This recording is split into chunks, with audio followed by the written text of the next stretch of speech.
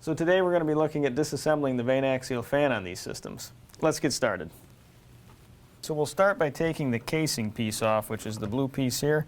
And if you notice, there's 4 snaps, 2 on the front and 2 on the back.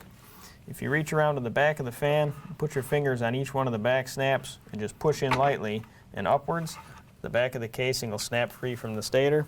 And then the same around the front, push on the 2 front snaps, and you'll be able to disengage the whole casing. So we can set that aside. Okay, so next step is to take the rotor off, and if you notice, there's 6 fasteners in the hub of the rotor. Those are 5/16 hex. We want to take those 6 out. Before we do that, it's always a good idea to mark the position of the rotor relative to the motor, just in case we need to put it back on in the same orientation. So if you'll notice, there's actually numbers on the nose of the rotor here. They indicate the blade number. So if we just want to mark blade number 1 relative to the motor position, we can make sure we put it back on exactly the way it came off. I'm just going to do that with a piece of tape here. And then we reach in and we can take out the 5/16 hex. Again, there's 6 of them that are evenly spaced around the hub.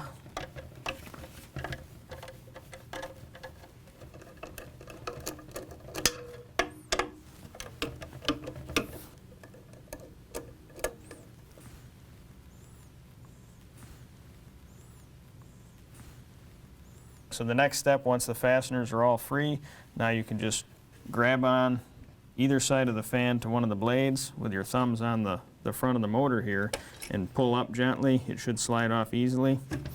And once you do that, you'll note the 6 fasteners that we just loosened up, and there's also these 3 metal retaining rings, independent sections inside the hub of the motor.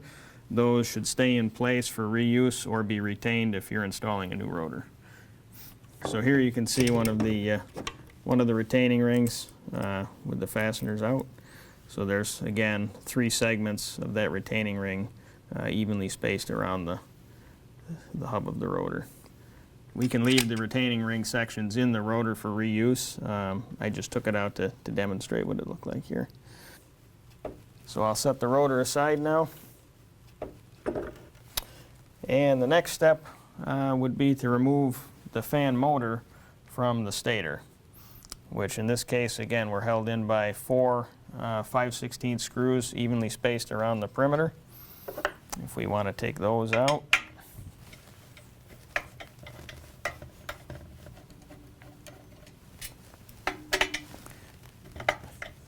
it's important to note here that these fasteners do have thread locking compound on them.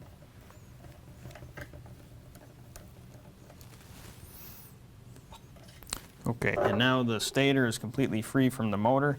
The only thing you need to do is on this side, you'll want to pull the rubber cord grommet free from the stator. Push down lightly on the motor wires here. You can see the rubber grommet will slide out of the slotted feature in the stator. Now that the stator is completely free from the motor, we can just lift the stator free and set it aside. So we'll set this right here. Okay, so in the event that we're doing a motor replacement here, we'll demonstrate the removal and reinstallation of the heat shield. So the heat shield is attached with 3 1/4" hex fasteners. So those we can just remove.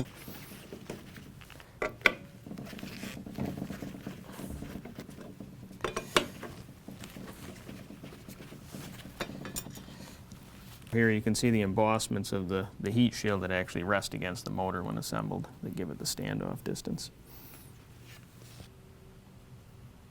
Okay, so now we'll cover the reinstallation of a heat shield onto a new motor. So now here we have our new motor. We take our heat shield that we took off of the old motor that was being replaced. If you just line it up, again, with the embossments pointed down against the motor, line up the 3 holes. They are thread cutting fasteners. We want them to cut the threads back into the aluminum of the motor. Throughout the assembly procedure of the fan, be sure to reference any documented torque specifications, both for the motor and the rotor installation.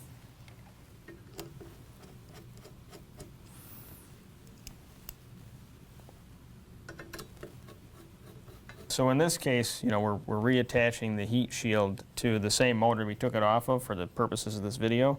In the case of installing this onto a new motor where the fasteners have not already been threaded at the factory, it may be easier to use a cordless drill or driver to get the thread cutting fastener to cut back into the aluminum easier.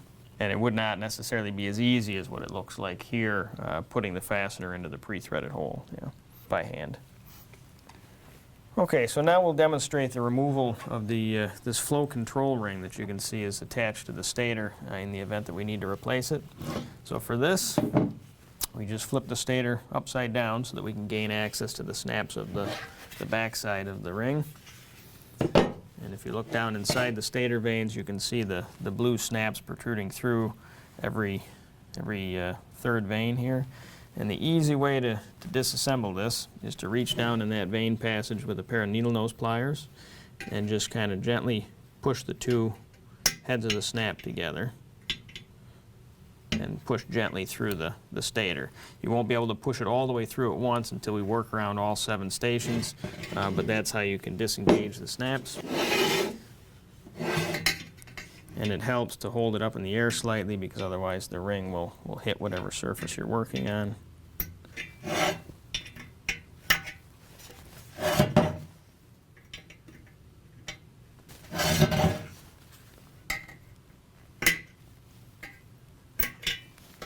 Okay, and then once we've disengaged all 7 snaps, you can set the stator back down, just grasp the ring, and it'll pull free.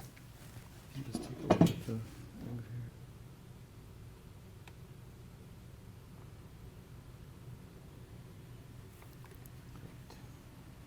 So in the event that we need to replace the flow control ring into a new stator or a new ring into an existing stator, you simply line up the 7 snap features on the ring and set them down into the little pockets on the leading edge of each one of these vanes. If you just gently rest it in place like this, get them all lined up, then you can just push each one down. You should hear them snap through the vane.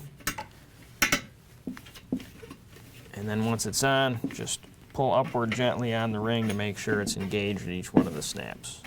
And once it is, the ring installation is complete. We could talk about removing the stator temperature limit switch here.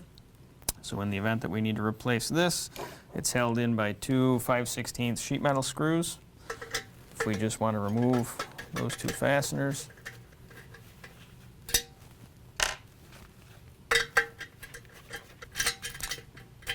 the thermal overload assembly comes out, and then we could put a new switch back in the existing stator.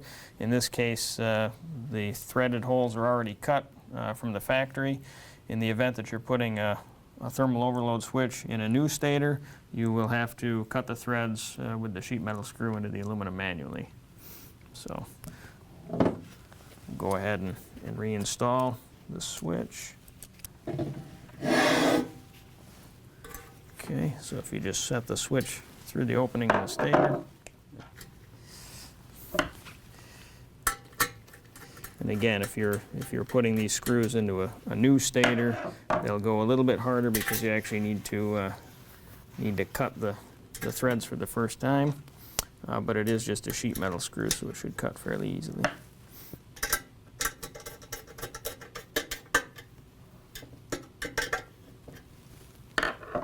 Okay. So now let's take a look at reassembling the vane axial fan from a motor replacement up. So we take our motor with the heat shield now reattached and just set it right side up on the heat shield on a stable surface. Ideally, if the cords are off kind of to the 7 o'clock position here, that'll be ideal because that'll be where the stator wants to be aligned with it. And then you'll notice on the motor there's a rectangular keying feature on the hub of the motor that wants to be aligned with the same feature in the hub of the stator. That's what rotationally clocks the two together. So with the motor on a stable surface, we can just pick the stator up, set this on, and again just line up that key feature. and then take the 4 hex fasteners and just start them into the pre-threaded holes in the motor.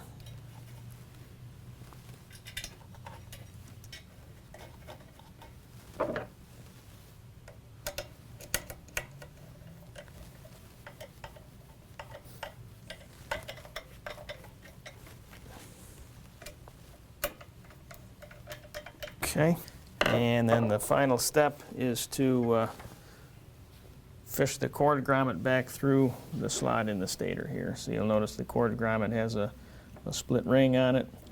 You just want to slide that on your cord until the grommet's aligned with the slot in the stator, and just gently push upward, and it should feed itself into the stator.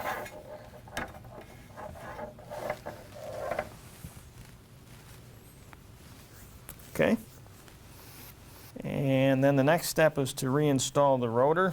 Now if you're putting, for whatever reason, the same exact rotor on the same exact motor, during the process you can reuse the rotor, and you just line that rotor up with the mark that we marked for the particular blade 1, just to get the orientation right.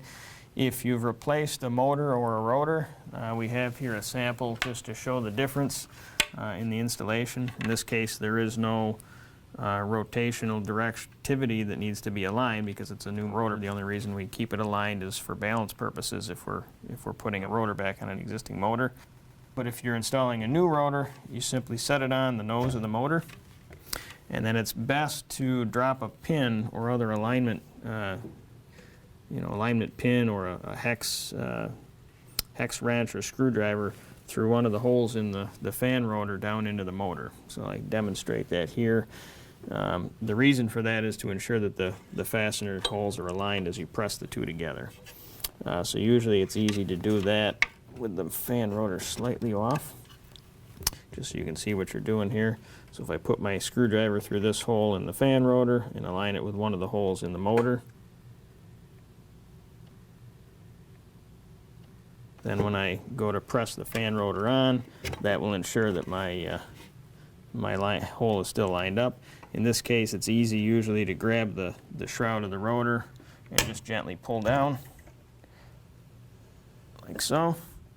And then the screwdriver has kept the fasteners aligned for us.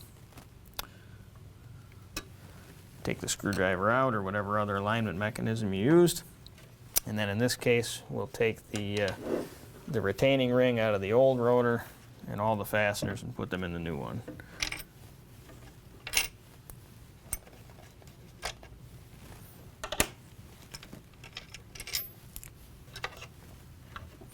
Set the old rotor aside.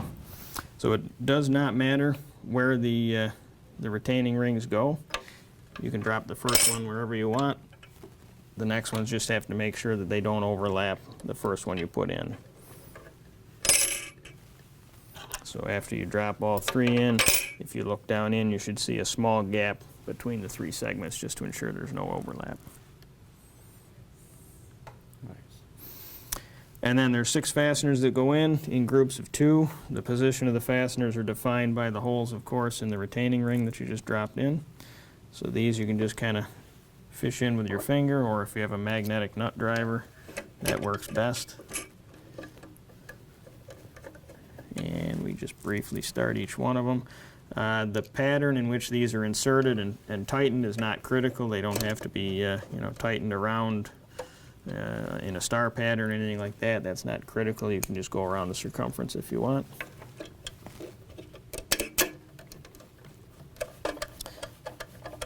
And usually it's easiest to hold onto the shroud of the rotor to keep it from spinning while you tighten these up.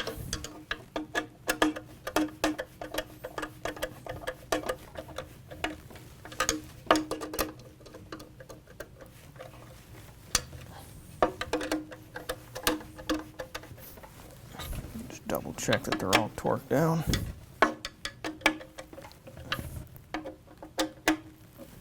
And that finishes the installation of the rotor. And then the final step after the rotor's on is just to reinstall the rotor casing. So we grab the blue casing, and again, there's 4 snap features on the casing, evenly spaced around the perimeter. You just want to align those with the 4 rectangular pockets. And if you just set 2 of the snaps in place on the front, you can actually just set and wiggle the casing down so that all 4 are seated. If you then just press lightly on the top of the casing, you'll hear the front 2 snap and then the back 2 snap. And again, you just want to pull up gently at each snap location to ensure all 4 of them are snapped in place.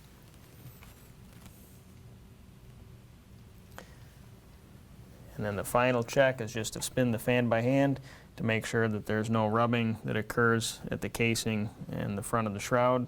If there is, just need to go back and check the fitment of the fan rotor on the motor. But if everything was installed correctly, there should be no rubbing, and there should be a clear gap between the 2 pieces here.